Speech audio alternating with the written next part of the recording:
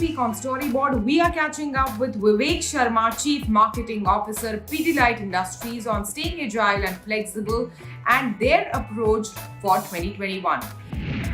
We're also speaking with Aviral Jain, MD, Duff and Phelps, on the latest edition of Celebrity Brand Valuation Report. And we have some interesting work for this week's notice board. Hello and welcome to Storyboard. I'm Shivani Gharat. Today we are catching up with Vivek Sharma, Chief Marketing Officer of Pidilite Industries, on how legacy brands from this stable are evolving to match the expectations of today's consumers in these dynamic times. He's also speaking to us about his strategy and approach for the year 2021 and why is this year so unique, and also the changed media mix for Pidilite Industries. Listen in.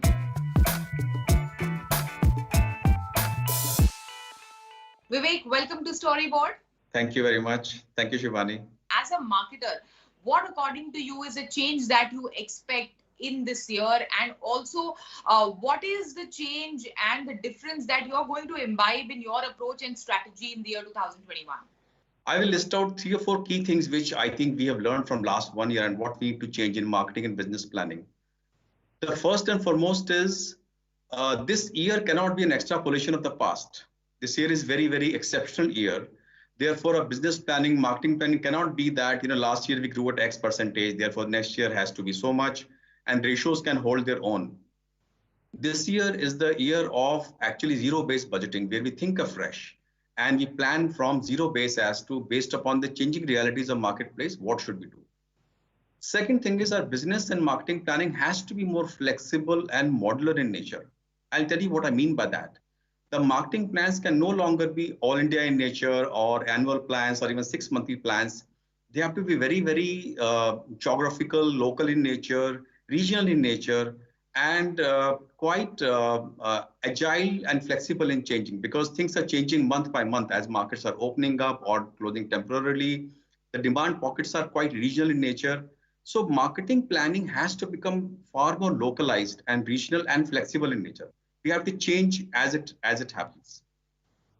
Third and foremost, everyone has spoken, but I think it needs to be said again that marketing this year has to utilize digital far more, which means that the consumer journeys have changed, the customer journeys have changed, the dealer behavior has changed. Therefore, we also have to map these changes and utilize digital far more, because consumers are using more digital services, more digital channel, more digital content, as you rightly said. So we have to actually utilize more of that in our marketing planning. And last but not the least, this is the time when consumer behavior is changed. I think we need to get back more to innovation, to launch more products which cater to health and hygiene, or products which cater to contactless options, or launch services which cater to the health and hygiene and safety needs of consumer. I'll give an example. Consumer want to get their furniture made at home. Consumers want to get their waterproofing done, but they're afraid about pandemic. So Dr. Fixit and Fevicol have launched what we call safe site practices and safe site working. And that's a new service we have launched for our consumers. And last but not the least, I think we have to be very, very agile in communication. We have to listen a lot more to our consumers, a lot more to our trade partners, and a lot more to our contractors, and see what they're saying, and accordingly fine-tune our marketing, messaging, and approach. So on that note, Vivek, what are they saying? Like, what are you listening, and what are the key trends, and what are the key requirements currently pertaining to the situation that we are in? Yeah, so first and foremost, what consumers are saying actually is that things have changed for them in their personal life as well as their work life, and they have all fused into one. But if I can list out the ABC of changes of consumer, the ABC is the attitude, beliefs, and consumption. All 3 have changed. So if I can start with the first one, first of all, consumers have become more value conscious due to the temporary disruption in the earning capacity of people, and the spends in discretionary expenditure has become less. So consumers have become more conservative in their approach, and perhaps they are going more towards more reliable brands or low price brands or they have become more value driven. That's the first big thing we are actually getting back from consumer. The second thing is there is a shift in behavior of consumers. A lot of us have spent so much time at home. So what we observed is that consumers are doing more things themselves at home. So DIY, do it yourself, has actually increased. People are doing more art and craft at home. Mothers are doing more art and craft and hobbies at home. And people are using more what I call digital services and channels far, far more.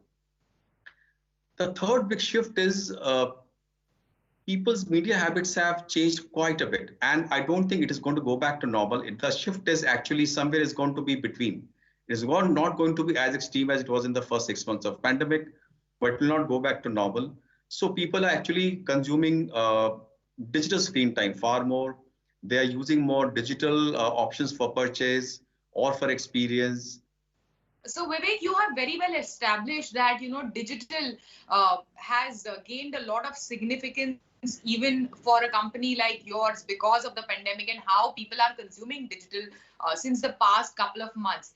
Can you share how has your approach when it comes to selection and purchase of media to reach out to your consumers? How has that approach changed when it comes to media planning and buying? It's very obvious that we have increased our spends on digital. But it's not sufficient to say that we have increased our spends on digital. It is where we have spent the where we have actually increased the spends on digital. So I'll name a few instances where actually our media planning and buying approach has changed. First of all, lot more of expenditure is going in digital to buy more reach and frequency because many more people are actually spending time away from TV screens. So we are also buying incremental reach, measurable incremental reach through digital media, whether it is YouTube, whether it is OTT platforms or otherwise, or Facebook. Second thing is we are also catering a lot to the increasing rural demand. So we have to push a lot of content and messaging to rural consumers. So our media buying is catering to the changing and the new media habits of rural consumers, which is digital, as well as in some states like UP and Bihar, where the advertising reach of digital is not so high. We're also using what is called outbound calling, voice-based mediums, and that work very well. And in these times, sometimes you have to have a nice mix of old traditional means and new means. And in villages, we find that even today, hoardings or wall paintings or hoardings on bus stands work very well. So we are using a very good mix of wall paintings, hoardings, outbound calling, and digital with rural consumers. And third, Shibani, I think we spend a lot of money in digital on driving leads and demands because ours is a business which caters to consumers as well as for B2B and contractors in waterproofing and furnitures and art and craft. So we are spending far more money in actually targeting a consumer sharply and generating leads for waterproofing, leads for furniture making. I'll give you a very small examples. Many of us are working from homes, but our homes are not actually designed for work from home. So people are looking for more furniture, which is actually customized to their work from home needs. So we have launched a full bouquet of furniture designs, which are Fevicol certified contractors can create. And actually we are communicating this whole package to consumers and contractors digitally. And last but not the least, we are actually doing far more content, which is reassuring in nature. You must have seen those films from Piyush Pandey on COVID, which we did when when lockdown happened, when lockdown opened. So, and we are doing much more content around art and craft, content around WD-40 home improvement. So to me, content is the key to digital strategy in these times. And traditionally, in our conversation, I mentioned how traditionally Pidilite brands like Fevicol, like Fevikwik have been storytellers. So has it become even more relevant in the times that we live in today? Absolutely, Shivani, you're so right. Because we believe that storytelling is the best medium to connect with consumers emotionally. And in these uncertain times, as I said, they're looking for voices of sanity, voices of reliability, and voices of authenticity. So I remember when lockdown happened, Fevicol released this poem about Do Gaz Ki Zuri. When जिंदा रहना lockdown है और opened, then आगे Piyush बढ़ना Pandey है। wrote this poem, which चेहरे पर we एक मास्क released और 2 on गज digital की दूरी, platform, assuring consumers about पहले से how ज्यादा things are going to improve, and but they अब still need और to be है cautious. जरूरी। Vivek, I always wanted to ask this question. We live in times where it's affordable furniture that is available very easily. There is also rentals, furniture rentals that are very very popular amongst the younger generation. Of course, the IKEAs of the world are establishing their footprint across the nation. In this scenario, how do you build the case for furniture जो सालों साल चले या फिर मजबूत जोड़ जो कभी ना टूटे? How do you build a case for that? Seeing complicated consumer lives, trends and counter trends, they happen at the same time. There is no one singular aspect we can say it is happening in the market. So you're spot on in saying consumers are buying more furniture made, showroom made furniture. Consumers are buying more furniture from e-commerce, and the time for which they use furniture is coming down. At the same time, uh, there is a increase in the individual needs of family members. What we are watching is that earlier furniture used to be made for the family. Now furniture is made for a child study room separately, bedroom separately, guest room separately. And as we are watching in these pandemic times, because of the unique needs for work from home, specialized needs of consumer are increasing. And having said that, while the trend you are saying is prominent in urban areas, in small towns or rural areas, consumers are still looking for custom made, durable furniture will last them for generations, and they take pride in the fact. In fact, all of us have one piece of furniture at home which has lasted for a generation, which we are proud of. We just refurbish it, and it goes on from generation to generation. So Fevicol as a brand always stands for durable furniture to fulfill all needs of consumers. And as I said, through our digital means, we are not only catering to consumer needs of customized furniture, but also durable furniture. So what I want to say is that while yes, consumers are using furniture for less periods of time, there's need for more different types of furniture at home, customized to needs of various family members, and therefore there's always an opportunity. All right. Thank you so much. Thanks for speaking to us. That was a great answer, in fact. Thank you, Shivani. Thank you very much. It's a pleasure speaking to you. It is time for us to take a short break. On the other side of this break, we are catching up with Aviral Jain, MD Duff and Phelps, on the latest edition of the Celebrity Brand Valuation Report. And also, we have some interesting. Welcome back. You're watching Storyboard. Duff and Phelps has come out with the latest or this year's edition of their brand valuation report. So, what are the top celebrity brands in India? Who are the top celebrity endorsers? And how has influencer marketing changed in these COVID times that we are living in? Also, which are the new brand and celeb models in current times? We are finding out from Aviral Jain, MD Duff and Phelps.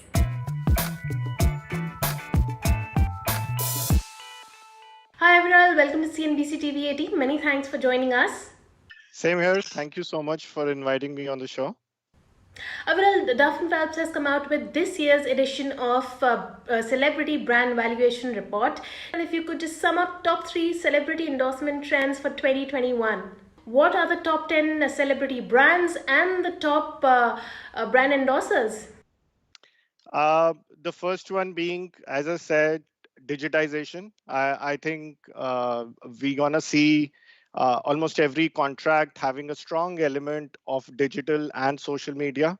Um, uh, uh, that's what the pandemic has taught us. It has changed the consumer behavior, and clearly it is here to stay. The second trend which I see is that the brands will look for focused and niched campaigns. There could be situations where certain new age brands may want to start, aligning with influencers and creating a niche for themselves. There could be situations where large brands may have multiple levels of endorsers. They may have an A-list celeb doing a doing a national level sort of a campaign, whereas they might be tier 2, as well as certain emerging celebs and influencers covering the short-term geographies. And finally, I think the technology is here to stay. So which means that going forward, the brands have to align themselves with using technology as a platform to deliver content. You also asked me about the top 10 brands and the celebrities which have been endorsing it. So most of these brands, I think we had a pandemic year. We had a lot of FMCG brand, consumer brands like Boost. For Virat Kohli, we had Harpic, Fortune Kurkure for Akshay Kumar. We had Bingo and Colgate for Ranveer Singh. And we also saw a lot of technology brands driven by fintech, edtech, and e-gaming brands. For example, we had Byju's and Big Basket for Shah Rukh Khan. We also had PhonePe for Alia Bhatt. So clearly there was a mix of brands this time driven by health and hygiene as well as some of the tech brands. Well, one of the biggest changes of the lockdown was, the way celebrities were engaging with the consumers. It was more digital oriented. Unlike pre-COVID, traditionally there would be more focus on in-person, offline appearances like shoots, events, or probably engaging directly with the fans. Now, that constituted approximately 80% of the earnings, and now with that gone, with the celebrity engagement restricted just to digital, which is 5% of the total fee. How has the game changed? Because the advertising and marketing budgets have also reduced. How has this situation impacted endorsement deals? And going forward, will there be new models of collaboration between brands and celebrity endorsers? As Winston Churchill said, never waste a good crisis. What happened was that the brands and marketers also took up the challenge. So we saw celebrities spreading a lot of social driven COVID messages, what kind of precautions they can take. Some of them started having throwback pictures on their social media feeds. We also had somebody like Kareena Kapoor. She was never on social media. She opened an Instagram account in March, and within weeks, there were 5 million followers for her. So clearly, the celebrities took up the challenge to entertain the audience while everyone was sitting at home. Similarly, the endorsement contracts also underwent a change. I think you're absolutely right that digital and social media was just one of the components of the whole endorsement contract. But with the changing consumer behavior and the consumption patterns, what we saw was that digital became the touch point. And it led to certain experimentations by the brands, because at one time they also had a reduced marketing budget, and at the other end they had to leverage the social media and technology platforms. So we saw a lot of new age and emerging celebrities getting a chance to endorse a brand. We also saw a push towards influencer marketing, because that came at a much lower cost and focused on niche audience. At the end, I would just like to say we are now in a clearly in the midst of a digital revolution, and the collaboration now what we have between the brands and celebs has gone to a completely new level. Avril, speaking of influencer marketing, how has COVID-19 changed the landscape for influencer marketing? Now, you mentioned yourself that, Kareena Kapoor, who was missing from the social media thus far, joined Instagram during the lockdown. How has this impacted influencer marketing? And going forward, how will influencer marketing be done? Will it be more digitally led? Will there be more digital formats and more personalized, perhaps, with these celebrities posting more on their personal accounts with more personalized communication? Absolutely. I think what COVID has taught us is something that going ahead, trust and reliability will be the key parameters if you have to connect well with the audience. So influencer marketing, while it came as a kind of a solution, I would say, at the time when we did not have a physical world open, and at the same time, the brands had a reduced marketing budget.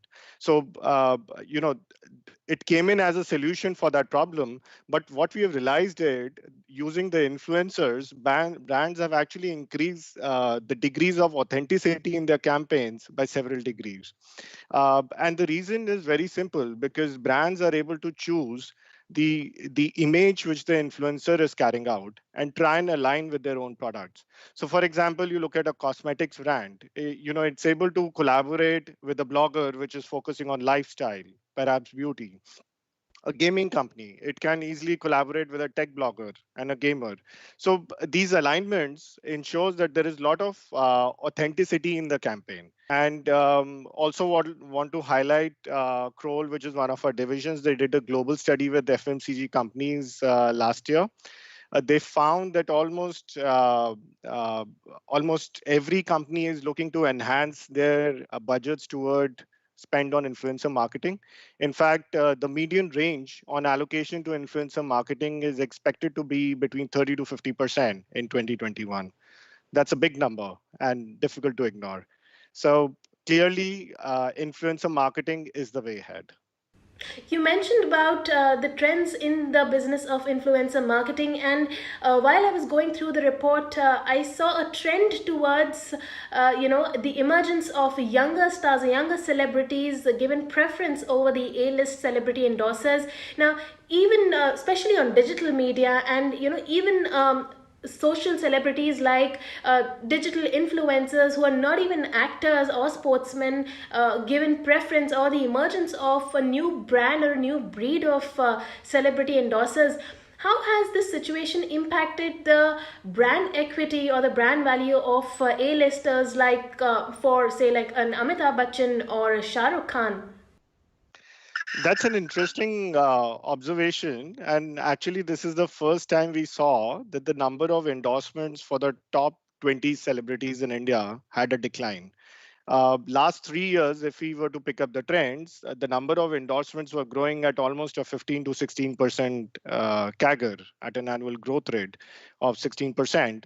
And 2020 was the first year where we saw a decline in the number of brands. I think it came down from 370 to 355 or so.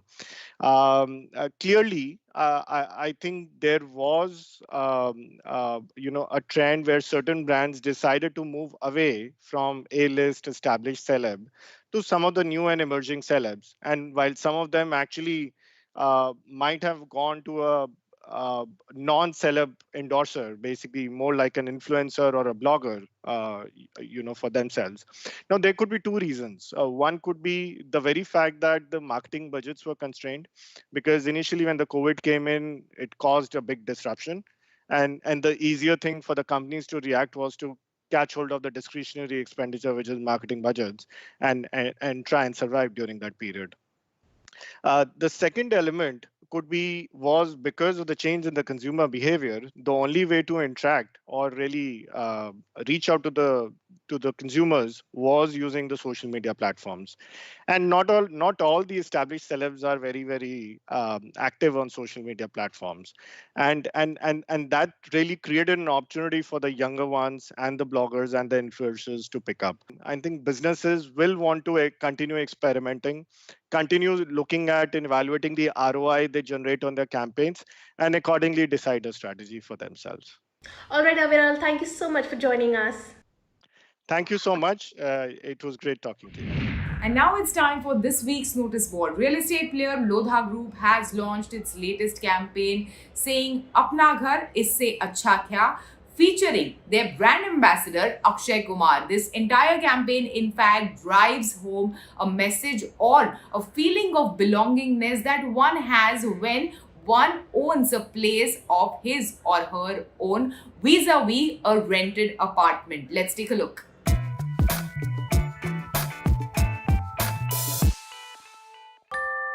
दो पड़ोसियों के यहाँ खुशियों की टोकरियां हैं आई। किसी चीज पे एक खिलखिलाती तो दूसरी रूठ जाती, फिर भी साथ रहकर मचलती गाती। कहने को तो है अलग अलग, पर एक दूसरे से अलग न रह पाती। उम्र बढ़ी, साल बदले, पर न बदली ये 9 की यारी।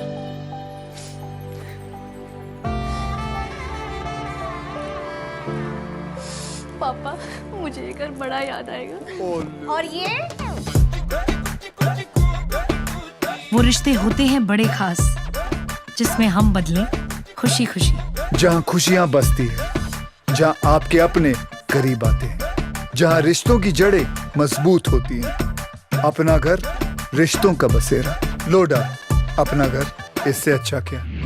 Pampers is a brand that has been championing the message of equal parenting for quite some time, and now celebrity parents Soha Ali Khan and Kunal Khemu have joined hands with Pamper to in fact encourage parents to take equal part or take equal responsibility in healthy and happy development of their own child. It takes two, says the campaign. Let's take a look.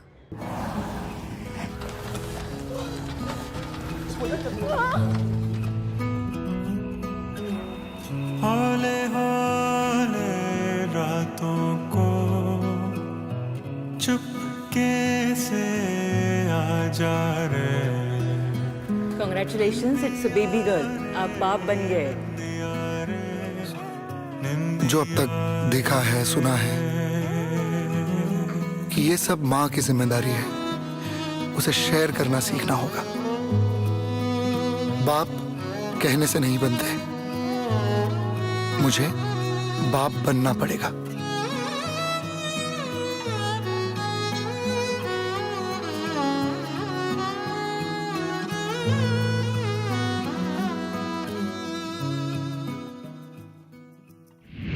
With that, it's a wrap on Storyboard this week. You can catch all of our content on Facebook, Twitter, and YouTube. Thanks for watching. We'll be back same time next week. See you soon.